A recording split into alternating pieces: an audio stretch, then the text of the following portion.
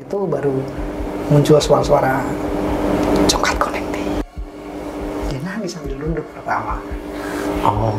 Dia nangis sambil nunduk gitu. Begini-gini.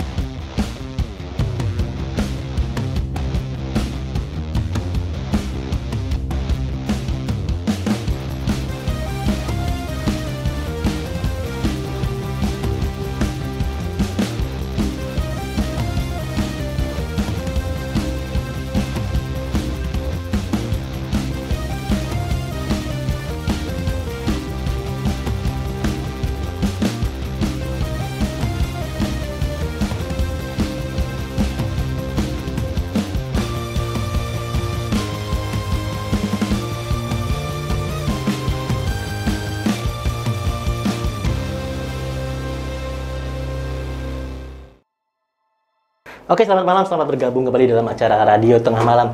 Nah, kali ini kita kedatangan satu orang tamu yang mungkin kalian jarang lihat di teman-teman komunitas horor ya. Karena tamu kali ini khusus didatangkan dari Istana Negara Solo ya. Istana Negara. Ya, Istana Negara. Rumah dinas Solo. Rumah dinasnya kantor saya sendiri. Oh. Luar biasa. Kenalan dulu dengan Mas. Ya. Mas Rian Ble. Rian Ble Dioseta. Iya sudah kenal. Oh, sudah kenal. Terima kasih loh, sudah kenal. Sebenarnya aku ngajak Mas Rian ke sini tuh kenapa? Karena aku ngeliat satu thread seru di Kaskus, Thread seru di Twitter namanya Teror Sisir Juru Paes. Itu benar-benar bikin deg-degan sih dengar judulnya aja. Apalagi sisirnya Juru Paes ya. Juru Paes itu apa ya? Juru paes itu tukang rias, tapi dia yang bikin paes. Jadi kan tidak semua juru rias tuh bisa bikin paes, Mas. Paes tuh yang begini loh, yang di cewek kayak bentuk itu. Jadi dikerik dulu.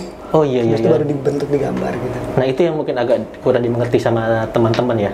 Nah, makanya itu kita datangin Mas Rian di sini khusus buat jelasin nih ceritanya bisa semenyeramkan itu apa aja sih faktor-faktornya. Kita bahas ya.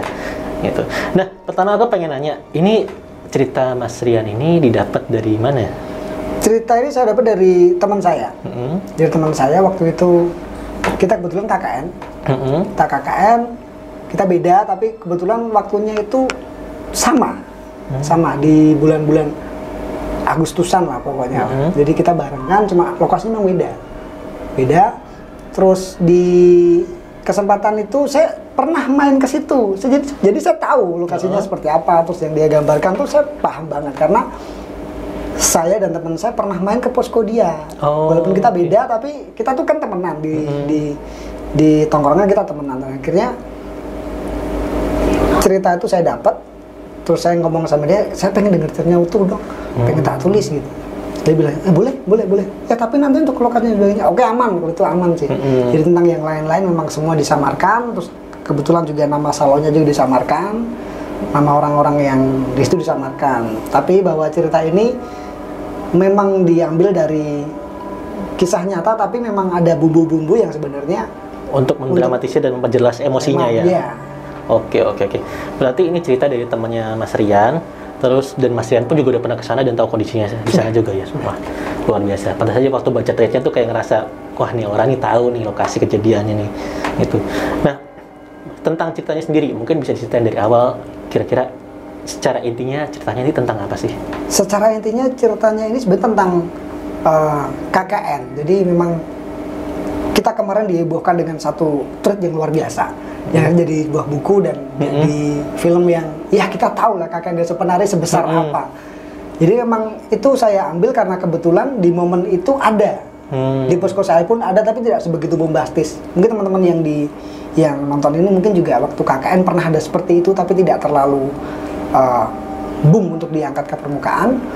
Tapi kebetulan di cerita teman saya ini sangat oke ceritanya dan sangat menurut saya pribadi sebagai orang yang tidak mengalami tapi mendengarkan sangat asik untuk kemudian cerita ini dibagi. Jadi berawal dari KKN sih latar belakangnya memang. Tapi saya ingin membawakan bukan KKN-nya tapi lebih ke proses di balik KKN ini semua. Ada programnya, bagaimana mereka diganggu di hari pertama sampai hari hampir 3/4 time untuk mereka KKN itu, dan beres di hari keberapa, dan ada cerita di balik apa. Dari awalnya dulu deh, kejadiannya pertama tuh gimana dari datang? Dari mereka datang sebenarnya tidak begitu menyeramkan ya, karena rumahnya itu memang kosongnya bukan kosong yang terbengkalai begitu Mas. Kosongnya memang kosong, jadi murni kosong. Terus kemudian ada orang yang menjaga, jadi dibersihkan, karena rumahnya gede. Daerah? Adalah, jadi Jawa Tengah. iya masih di Jawa Tengah, karena ada beberapa kata-kata yang sama ke bahasa Jawa kan. Itu memang kalangan seperti itu. Di daerah Jawa Tengah, terus lokasinya di pegunungan. Jadi memang ada kata-kata hawa dingin dan sebagainya, itu menggambarkan cukup sih. Di awal memang tidak ada sesuatu yang mencurigakan, hanya ada papan nama yang jatuh. Itu kan teknis kan. Jadi mereka masuk dalam rumah, di atas kusen tuh jatuh tuh kayu. Oh. Jadi emang di bawahnya judul kan teror sisir juru paes. Bawahnya ada rumah kosong Karonsih. Jadi emang ada nama salonnya, tapi memang total semua saya samarkan. Termasuk nama salonnya juga. Terus saya memilih Karonsih, memang ya oke aja sih namanya Karonsih. Itu dia pertama masuk rumah itu ada papan itu jatuh, menandakan bahwa disambut bahwa selamat datang di rumah kosong Karonsih. Itu sih mungkin si pembawa pesan ini. Kemudian mereka sempat bersih-bersih, dikagetkan dengan ada satu karung gede gitu. Karung besar ini isinya ternyata pisang. Dan pisangnya tuh pisang yang itu Mas. Pisangnya itu pisang busuk dan hampir mengering karena sudah berapa tahun di dalam gudang yang tidak dipakai itu. Dalam gudang itu ternyata banyak kayak meja rias. Meja rias yang kacanya gede. Itu ada kusen-kusen yang ukiran yang dilepaskan waktu itu, rumahnya disekat di bagian depan itu untuk salon, bagian belakang itu rumah tinggal. Dilepasin tuh semuanya, dimasukin dalam gudang, dan gudang itu jarang dibuka. Jadi si pembersih rumah tuh dia bersih-bersihnya cuma yang di bagian depan, terus kayak halaman. Kalau kamar-kamar mereka tutup karena tidak untuk aktivitas kan. Seperti itu. Jadi mereka dikaitkan dengan soonggok ya namanya. Soonggok. Karung itu. Dan isinya pisang. Itulah yang membuat si tokoh utama, karena saya pakai sudut pandang orang pertama, si Mahadirga Prasojo namanya. Itu namanya yang saya dapat, ini namanya oke nih, jadi orangnya gitu. Si Mahadirga Prasojo ini dia seperti detektif yang ini pisang ditinggal. Nggak mungkin dong, misal orang dia pindah rumah, dan dia ninggalin pisang, itu kan berarti dia pindahnya bukan pindah yang direncana. Karena ada pisang yang ketinggalan kan nggak mungkin, pasti ada something yang mungkin bikin dia cepat-cepat pengen cabut dari rumah itu, si bapak. Berawal dari itu, kemudian lanjut ke bersih-bersih, dan ada kejadian sampai yang paling boom itu adalah nanti lah seperti itu. Contoh kejadiannya yang benar-benar awalnya bikin merinding itu apa sih? Yang awalnya bikin merinding adalah itu ketika mereka mengaji di musola. Rumahnya gede Mas, gede, terus kamar 1, 2, 3, 4. 4 yang gudang itu difungsikan akhirnya untuk kamar dan ruang ganti. Jadi kamarnya yang itu gudang khusus ditemukannya pisang itu tadi? Iya, jadi di hari pertama dan kedua memang anak-anak itu satu posko semuanya kerja bakti. Memang kerja bakti khusus untuk si kamar-kamar, karena kan sudah saya bilang di awal tadi, memang dibersihkan tapi tidak di kamar-kamarnya, jarang untuk aktivitas kan, dibersihin kamar 1, 2, 3, 4. Akhirnya si Mahadirga ini yang ditunjuk sebagai PJ untuk yang bersih-bersih dan bagi-bagi kamar, dia kasih mandat untuk 4 kita bersih dulu.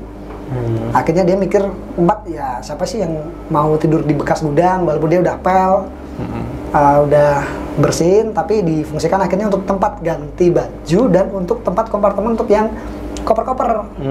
Jadi yang difungsikan 1, 2, 3 untuk istirahat, tapi yang 4-nya ini boleh buat istirahat, tapi memang fungsi utamanya untuk gudang. Barang ya. Jadi mereka sudah melakukan bersih-bersih itu Mas, dan saya juga tulis di situ karena orang Jawa kan. Wong Jawa biasanya ngomongnya gini Mas, rumah yang baru ditempati, yang sudah lama tidak dipakai, itu dibersihkan, dipel pakai air garam. Yang nggak tahu ya maksudnya dengan maksud apa, atau dari unsur mistis atau apa, saya kurang tahu. Tapi yang pasti kalau kita pakai logika, mungkin karena rumah yang jarang dipakai itu kan berjamur biasanya, dengan air garam mungkin itu bisa mati baru pakai karbol. Logikanya ya. Logikanya pakai sama logikanya gitu karena kan saya nggak paham begitu kan. Dibersihin sama si Mahadirga Prasojo ini, dia pel semuanya pakai air garam dulu yang dia dibawain sama ibunya dari rumah, baru dia pel pakai karbon bersih dan semuanya pakai, dia udah bagi kamarnya sini untuk cowoknya sebelah sini, untuk sebelah sini, sampai mereka akhirnya malamnya itu mereka mengaji di setelah sholat berjamaah. Cowok-cowok akhirnya mereka ngaji, ada cewek yang join juga, akhirnya pas ngaji itu join dari atas genteng Galvalum tuh. Itu kayak itu mas, pasir banget. Jadi bukan yang kayak jatuh furak gitu nih, tapi pasir yang jadi pasirnya ngalir. Sampai 2 kali. Itu salah pembukanya seperti itu. Terus sama yang setelah itu baru muncul suara-suara jongkat kuning deh. Itu apa? Jongkat kuning deh. Jongkat kuning. Iya, ada pertanyaan tentang si sisir itu. Sisir di mana? Oke. Itu suaranya cewek atau cowok? Dari suaranya dari narasumber cewek. Cewek. Oke. Nyariin sisir ya? Nyariin sisir. Nah ternyata masih banyak yang belum terkuak di hari pertama kedua itu, sampai yang biasa spill dikit tentang yang kejadian yang sudah saya upload sih. Itu seperti suara yang satu hentakan, jadi ada pintu di dekat dapur, dihentak jongkat gitu, jadi jongkatnya kencang, cewek tapi kencang, jongkat, sampai mereka kaget. Mereka kaget terus akhirnya lari semua. Kenapa? Ya itu sih, nanti di part 3 sampai 4 itu mulai ada kejadian yang terjadi berbarengan. Jadi ada 3 kejadian dalam satu waktu. Jadi nanti memang si pencerita ini dia menceritakan apa yang dia tahu. Jadi dia tahu benar kejadian itu. Waktu itu dia di dapur lagi persiapan nggak nyiapin suguhan, istilahnya apa mas? Kalau kan ada tamu kan, kebetulan ada salah satu mahasiswa tuh yang orang tuanya, ayahnya sama adiknya itu datang berkunjung malam-malam kebetulan. Setelah mereka ada acara, katanya ada acara di atas, terus kemudian mereka turun mampir tuh. Kamu mampir ya? Mampirlah akhirnya. Mampir sampai di situ dibuatin snack, dibuatin minum, dibuatin apa? Dia goreng-goreng tuh si Mahadirga Prasojo ini. Ada sebagian yang di situ, ada sebagian yang nemui tamu. Ya pastilah ada tamu, kita temui dulu sampai yang bersangkutan, tanya-tanya gimana mas programnya, ini. Sip, mantap. Kejadian ketiga itu yang di atasnya, jadi rumah itu kayak di lembah cekung gitu. Di atasnya sini, itu untuk latihan reok. Oke. Untuk latihan reok. Di latihan reok ini mas, yang waktu saya nulis pun juga kerasa, jadi dia ceritanya juga penuh emosional gitu. Pas saya tulis juga feelsnya sama. Ada salah satu, ya nanti silahkan dibaca sendiri, ada salah satu itu masuk, dulu ya nggak enak badan gitu. Ya masuk, nggak apa-apa, nggak enak badan kan, masuk aja, masuk. Goreng-goreng beres nih. So, si tamu ini di ruang tengah yang disuguhin ini pindah di luar aja, di dalam kayaknya ngap. Jadi ada ngap kayak penuh gitu ruangannya. Akhirnya pindah di teras. 1 turun, 2 ini pindah ke sana. Yang masak-masak akhirnya kan kok pindah. Ya udah taruh aja suguhannya di depan, terus mereka ke ruang tengah. Lagi yang lagi ngeliput, kan lumayan kan KKN ada bahan liputan kan. Reok nih lumayan nih bisa buat laporan, nanti buat video bagus. Masuk akhirnya. Untuk memastikan bahwa dia maksudnya nggak kenapa-kenapa, karena dia bilang katanya sakit. Turun akhirnya, masuk dalam kamar. Sisa 1, turun lagi dia ikut. Oke, dirasa aman, yang di depan aman. Udah merasa aman, yang di tengah juga merasa aman. Ada satu tuh temen keluar, dia buka pintu kan, ada pintunya kan. Dibuka pintunya, terus keluarnya kayak buru-buru ke belakang. Si Mahadirga Prasojo jadi kayak apa cok? Santai. Apa? Gitu. Kok agak buru-buru gitu loh maksudnya. Bawa ember sama bawa lap. Ini apa nih kan? Masuk. Dia lewat lagi. Ngapa cok? Akhirnya kan dia kan kepo. Ada apa sih? Pintunya kan kayak ketutup tapi nggak sempurna gitu. Dia lihat gitu kayak nggak ada apa-apa. Pas lagi penasaran lagi. Kenapa cok? Ngecor gitu. Ngecor adalah ngecor kan kita kan ngecor kan tahu kan. Ngecor. Siapa sih ngecor? Siapa yang ngecor? Nah kan semakin penasaran kan. Dia kan keluar masuk bawa ember itu kan. Ternyata mohon maaf ya itu buat bersihin itu dia muntah di situ.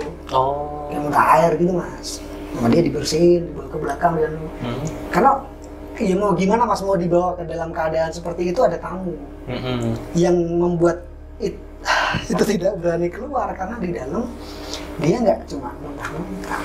Kenapa tuh? Dia nangis sambil nunduk pertama. Oh. Dia nangis sambil nunduk gitu, begini-gini. Dipraktekin sama teman saya waktu itu aja merinding saya. Gitu.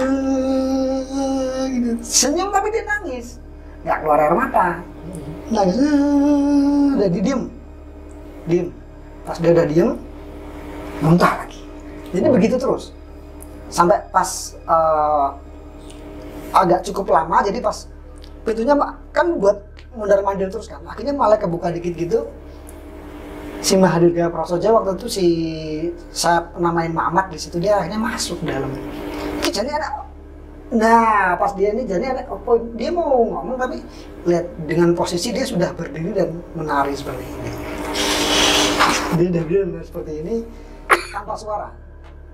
Dan ketika itu selesai dia duduk dengan posisinya sama. Jadi dia menari gini mas, nari kan dia kan. Nari dan dudukin lagi. Terus nangis lagi. Nangis selesai dia muntah lagi. Itu kita mau teriak-teriak gimana? Ada tamu kan? Kita kan nggak mungkin. Jadi memang seperti film, jadi kita mau, ayo kita cari bantuan tapi ada tamu. Ketika tamu itu kan tamunya orang tuanya kan, kita nggak mau orang tuanya itu kena beban pikiran terus ini anakku aman di sini gitu. Belum cewek, orang tuanya cewek kan apalagi. Itu kan? Yang apa namanya yang hari tadi cowok atau cewek? Yang hari cewek. Dan ada satu kisah menarik, jadi si penunggu atau kita bisa bilang si suruhan penunggu. Karena ada satu tokoh besar sosok di balik itu semua, ada satu besar dan itu ternyata cuma suruh-suruhannya. Nanti akan diceritakan di bagian akhir. Itu dia masuknya ke orang yang salah. Bahwa ada dua nama yang hampir mirip sebenarnya, tidak sama tapi hampir mirip. Yang satu Kusuma, yang satu Kesuma. Jadi dia suka sama Kusuma. Kebetulan hari itu Kusuma dia pulang ke rumah karena ada keperluan. Masuknya ke Kesuma.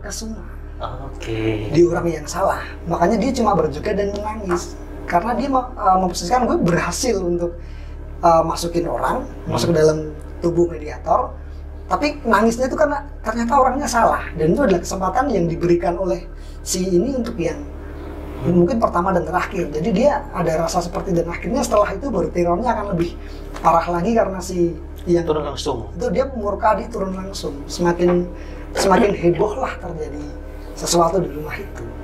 Itu yang suruhannya dia merinding. Itu kalau boleh tahu suruhannya itu wujudnya apa ya? Kalau suruhannya kan itu cewek. Jadi gini mas, saya bangun suasananya seperti ini. Di luar ada tamu. Di luar ada tamu. Pasti kita pastikan bahwa tamu itu dia tidak curiga dan tidak apa supaya aman. Satu. Terus yang kedua, suara mas. Suara dari luar itu latihan rap mas. Jadi aduh itu. Iya. Tapi sampai sekarang nggak ketahuan tuh yang merasuki si Kesumanya itu makhluk apa? Bentuknya. Akhirnya di bagian akhir ketahuan. Ada satu tokoh namanya Pak Mutin itu yang dia benar-benar sangat membantu. Jadi boleh dibilang tokoh utamanya di sini ada dua sebenarnya. Mahadurga Prasoja sebagai pencerita dan Pak Mutin ini dia banyak sekali membantu. Tapi nanti ada mind blowing di bagian belakang. Oh ternyata ada ternyatanya. Berarti kita nggak bisa seperti sekarang karena emang masih ada yang harus diklarifikasi lagi. Iya. Kemarin saya ke sana untuk ambil, ternyata ada foto yang saya harus lihat. Saya melihat sosok ibu, saya namakan di sini namanya Ibu Retno Ciptaning.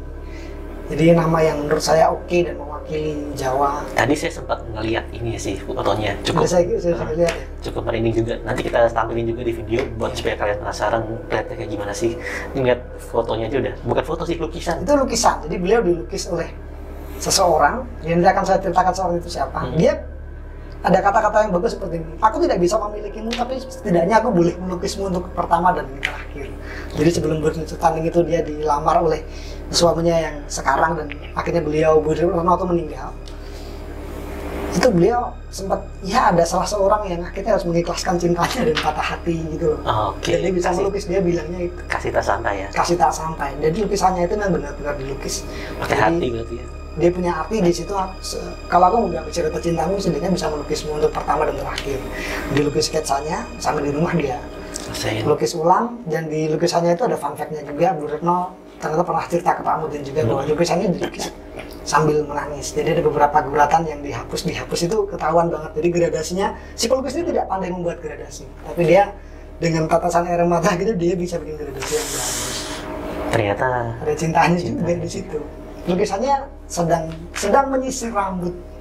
Dan ini sebenarnya ya ceritanya intinya adalah rumah kosong Karon sih sebenarnya. Jadi bukan teror sisir juru paes. Tapi ketika saya lihat si foto itu ternyata pas. Saya tidak tahu fotonya seperti apa dan saya memilih jungkat karena teror sisir, karena sisir adalah jungkat. Jadi karena ada kata-kata jungkat yang gitu, makanya saya pilih sisir. Nah, ternyata itu ada maknanya. Ternyata Bu Retno Ciptaning ini beliau memang senang menyisir, rambutnya panjang sepantat gini sih. Oke, kayak ibu-ibu zaman dulu ya. Iya. Bagus juga sih nggak pakai nama rumah kosong Karonsi, karena juga ada restoran namanya Karonsi juga kan di sana. Takutnya itu. Takut dikira itu. Bukan ya. Ini memang judulnya sengaja dipikir Karonsi si juru paes. Cuma kan orang nggak ngerti sebenarnya juru paes itu apa sebenarnya kan. Tadi udah dijelasin di awal. Ternyata tukang rias yang khusus untuk ngebuat paes itu ya. Dan itu sebenarnya sakral ya dulu ya. Sakral mas. Memang Bu Retno itu sebenarnya, ini saya cerita tentang Bu Retno-nya. Jadi Bu Retno itu beliau berguru ke salah seorang namanya Ibu Tribudi, yang saya samarkan juga namanya. Itu beliau pembuat paes yang bisa dibilang sangat legend. Siapa aja yang paling legend yang pernah di paes sama dia? Ya ada beberapa, saya tahu. Pejabat ada. Contoh, yang pasti pejabat. Terus beliau juga pernah sampai ke Solo, merias di Solo juga. Itu orang-orang penting juga. Dan teman paesan beliau itu selalu ketika selesai paes, selesai udah jadi, istilahnya kalau zaman kan ditacap gitu loh, sudah jadi beres. Kan zaman sekarang kan dipakein spray itu biar nggak luntur, kayak keponakan saya kemarin kan juga saya lihat, kok dia udah jadi disemprot, enggak mas nih biar make upnya bisa awet. Kalau Bu Retno enggak, ditacap selesai beres, dia pakai rokok. Rokoknya ngerti sinar merah, ini yang cerita Mudin. Sinar merah itu rokoknya kelembak menyan, jadi emang bau menyan rokoknya. Dia menyan, dia emang bener-bener menyan, bubuk menyan gitu. Dia nggak merokok loh ya, Bu Retno nggak merokok loh ya. Ini ditiupin nggak? Itu si mana itu?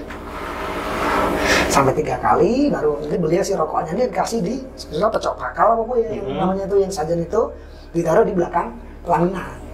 Biasanya jadi kan ada panggung kan. Kalau panggungnya paten ya berarti di belakang kursinya gitu. Jadi rokoknya ditaruh di situ aja. Ntar mati apa nyala, pokoknya taruh di belakang kursi deh. Seperti itu. Jadi beliau ada ritual. Masih ritual zaman dulu ya? Iya sih, zaman dulu. Sering lihat tuh apa di TikTok yang ritualnya ditiupin pakai rokok. Tapi nggak pakai vape sih. Enggak juga, ntar baunya. Ntar baunya beda. Siapa tuh pakai mushroom kan bisa. Aduh kenapa ke situ ya? Iya. Tapi memang Bu Retno sebenarnya dia tidak merokok. Tapi memang mungkin iya. Nggak jangan. Ya, tapi mungkin Bu Retno melakukan itu karena memang bagian dari yang diajarkan oleh gurunya kan. Betul. Seperti itu, terus akhirnya beliaunya merias sampai punya besar usahanya, karena suaminya juga ternyata orang yang oke. Jadi memang istilahnya saya ngomongnya balungan gajah ya loh. Jadi bukan balungan kiri, jadi memang orang ada, dan Bu Retno juga usahanya luar biasa. Cukup tersohor di desa itu dan desa-desa sebelah-sebelahnya bahwa Karonsi. Jadi memang namanya saya samarkan benar-benar ini. Karonsi itu kan orang semua tahu, Karonsi itu sama Bu Retno itu yang rias bagus. Sangat tersohor beliaunya. Itu terus ini ada juga mas. Jadi beliau itu sebelum meninggal, jadi beliau tuh sakit keras lama. Sebelum beliau meninggal itu di depan rumah itu ada sendang. Pertama ada sendang, jadi layoutnya gini nih, sendang, ini rumah, ada naik gitu, ada kayak lahan kosong, tapi cuma satu depan. Tapi sana ada tetangga lagi, ini jauh-jauh. Depan rumah tuh praktis cuma ada satu rumah, ada lahan kosong yang buat latihan rap di situ. Latihan rap di lahan kosong. Karena memang lapangannya gede dan proper lapangannya dipakai gitu, dan penerangannya pun bisa minta di rumahnya sini sama di rumah depan. Oke. Seperti itu Mas. Terus di sendangnya itu sebelumnya terbengkalai. Udah pohon beringin gede, ya sendang sangat identik dengan pohon beringin memang. Iya, Di pohon beringin dia nyimpan banyak air kan bawahnya, terus ada sendangnya itu. Bu Retno sebelum meninggal beliau merestorasi. Jadi gimana ya? Iya, istilahnya mempugar kembali sendang itu supaya bisa. Sebelumnya kan cuma gundukan tanah, gitu sendangnya, ya cuma kayak disemen dikit sama Bu Retno, dipugar dan dibikin kayak balai-balai gitu. Itu terus ada pendopo kecil. Jadi kayak pas roda, jadi tapi bagus sama beliau, dibikin bagus, di keramik semuanya, terus dibikin talut juga, ditalut sama beliau. Jadi pohon tuh samping-sampingnya batu-batu talut gitu. Udah bagus, tapi sayangnya memang sebelum beliau bisa menikmati sendang itu dan duduk bersantai, beliau sudah dipanggil Tuhan. Oke. Meninggalnya wajar? Wajar. Sebelum meninggal karena benar-benar sakit. Berarti bukan sosok itu yang... Itu nanti saya ceritakan juga sih. Oke. Tapi ada suatu hal yang membuat itu jadi masalah di itu ya? Ada jadi masalah. Nggak sabaran banget sih pengen tahu cerita soal itunya. Mungkin nanti kalau udah tamat, Mas Rian datang ke sini ya buat jelasin segamblang mungkin ya. Mudah-mudahan teman-teman di sini dapat gambaran dikit tentang teror sisir Juru Pais ini. Juru Rias ya, mungkin nanti kasih judulnya biar pada tahu. Teror sisir Juru Rias lah. Betul. Nah, emang masih banyak yang belum bisa kita kulik karena emang Mas Rian mau berkunjung lagi ke tempatnya Pak Mudi itu ya? Iya, di lokasi sana. Lokasi sana. Dan dia akan datang lagi ke sini sambil nyelesain trade-nya lagi. Bbut kalian yang penasaran detailnya kayak gimana, pengen tahu merindingnya kayak gimana, mampir ke Twitternya Mas Rian di nama Twitternya apa? Di @rianwidi_. Rianwidi_. Jangan lupa. Nanti kalau misalnya kalian datang, retweet, like, dan komen yang banyak, biar nanti Mas Rian mau datang lagi kesini lagi, ngejelasin semuanya segamblangnya. Apa mau dibawa juga roknya kesini sama Mas Rian? Tidak usah ya. Oh, nggak usah. Kirain mau mediumisasi gitu? Kayak di channel-channel sebelah? Itu sudah yang punya Mbak Em buang aja. Bukan Mbak Imam juga. Kan disetting itu. Oke. Jadi gimana soal Mbak Imam yang dia, apa pada KDRT? Kalau saya sih keterlaluan memang sih. Jadi memang itu kita sedang berduka, apalagi kita nggak bisa minta tanggapan Lesti. Kenapa kesini sih? Kenapa kesini sih? Kan Oke. Biar teman-teman juga nggak terlalu ngobrol mulu di awal-awal. Sekarang kita tutup terakhir. Terima kasih Mas Rian atas waktunya. Sampai ketemu di pertemuan berikutnya. Selamat malam dan teman-teman selamat malam, selamat beristirahat.